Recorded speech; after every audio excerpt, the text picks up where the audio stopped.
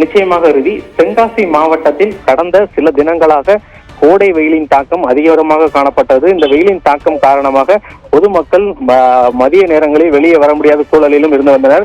குழந்தைகள், பொதுமக்கள், முதியவர்கள் என அதிகமானவர்கள் வெயிலின் தாக்கம் காரணமாக வெளியே வருவதில் அச்சத்தில் இருந்தனர்.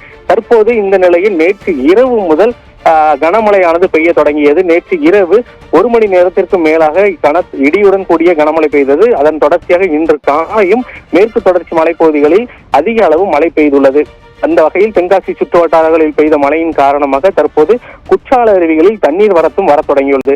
இந்த கடந்த வெயிலின் தாக்கம் காரணமாக குற்றாலம் அருவிகள் குற்றாலம் பாறைகளாக காட்சியளித்திருந்த நிலையில் தற்போது மழையின் தாக்கம் காரணமாக அருவிகளில் தண்ணீர் வரத்து அதிகரிக்க தொடங்கியுள்ளது. இதன் காரணமாக தற்போது உள்ளூர் சுற்றுலா பயணிகளும் மகிழ்ச்சி அடைந்துள்ளனர் என்பது குறிப்பிடத்தக்கது. தற்போது இந்த வகையில் தென்காசி மாவட்டத்தில் வெயிலின் தாக்கம் அதிகமாக இருந்து வரக்கூடிய சூழலில் தற்போது குற்றால அருவிகளில் தண்ணீர் வரத்து மற்றும் இதமான சூழல் நிலவி வருவதன் காரணமாக உள்ளூர் பயணிகள் மற்றும் சுற்றுலா பயணிகள் மகிழ்ச்சி அடைந்துள்ளனர் என்பது குறிப்பிடத்தக்கது. ரீதி.